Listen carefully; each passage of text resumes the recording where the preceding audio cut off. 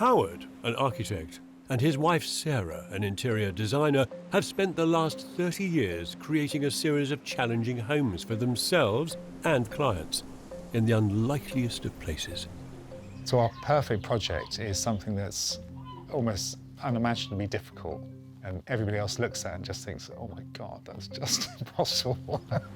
So now, after 30 years of architectural experimentation, Howard and Sarah have hatched a plan to build an astonishing new home amongst this community of houseboats. Next door to a 1950s German torpedo boat sits a derelict World War II landing craft on a river plot that Howard and Sarah have bought for £255,000. So you're going to build a new boat in its place? So it's not going to be a boat, it's going to be a floating family home. Built on a floating platform, it'll be a really highly engineered steel structure. The first challenge will be figuring out how to extract the 80-year-old landing craft from the mud. It's disintegrating, so that's likely to be a complete pain. Howard and Sarah are going to assemble this new structure in stages on the ever-shifting tidal riverbed.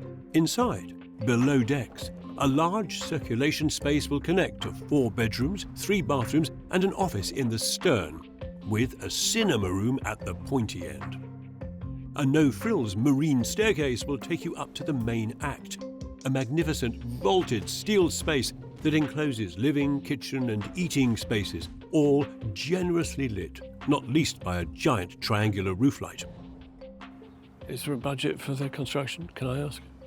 So I'm in charge of the budget, and 385 is my number. Absolute upper limit of? 450, we start to feel uncomfortable. What are the challenges that this project presents? We don't want to be on the mud. The mud's incredibly difficult to work on. So we're looking at really a new way of building. A few weeks later, Howard and Sarah have organised a motley crew of helpers to start demolishing the old landing craft. It does not help that everything coming off-site must pass over this 3.5-metre high seawall. Howard has a new toy to help with that. So this is my crane, the Skyhook. We're going to need this for probably a year and a half, including the demolition. It's all operated by a remote control, which is very, very simple. Most of the time. I don't know why it's doing that. It's a mystery. On the phone, my crane man. Howard and Sarah are almost a full year into the project by the time they and their son, Frank, start fabricating the 16 enormous polystyrene floats. Well, we're using about 200 cubic metres of polystyrene, which, polystyrene's light, but when you get to those kind of volumes, they weigh a lot. Once the polystyrene blocks are glued together, OK then. they use a heat cutter to trim the floats to the right shape. Yes. Finally, the floats are sealed, the bottom in a glass fibre and super strong polyurethane recipe developed by Howard, Roll it down there. the top with a fiberglass matting and an epoxy resin mix. So this will give tensile strength, but also make it nice and durable so we can walk on it.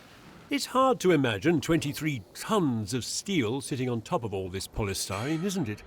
The crane's limited reach means the structure can only be installed 4 floats at a time. By early afternoon, their first mission is accomplished, the 4 floats sitting perfectly level and aligned on the mud. But now they need to fit 9 steel beams on top of the floats to keep them aligned, before the tide comes in an hour. The first of the 9 beams is fitted within minutes. But there's a problem. It's the wrong way around. OK. Here comes the tide. So pleased with ourselves. What do they say about pride coming before the fall and all that? It seems to be stuck. Somehow they managed to get 4 more in, but there are a further 4 still to go. Somehow they've gone out of whack again. They're like a piece of And this is just the first of 4 floating sections. Well, there is absolutely a new kid on the floating block. This looks like Darth Vader's boathouse. Goodness me, does it lift the place? An elegant wedge sliced through the steel cladding. This is so radically different.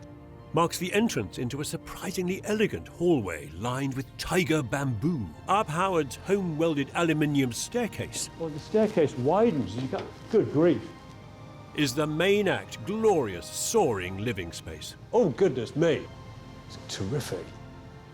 With a triangular roof light from a Star Wars episode. Walking up into a steel cathedral. At the other pointy end is a cinema room. Tucked into the ship's cosier heart are 4 cabins, including Howard and Sarah's. How much in the end did you spend? We are at 465. Doing any project is like doing 15 rounds with an old grizzled heavyweight champion, isn't it? You give it your best shot and they just smile at you with a toothless grin, and it's like, is that all you've got? The joy of doing it is far greater than the difficulty. It's the stuff that absolutely is what we're about together. Glues us together.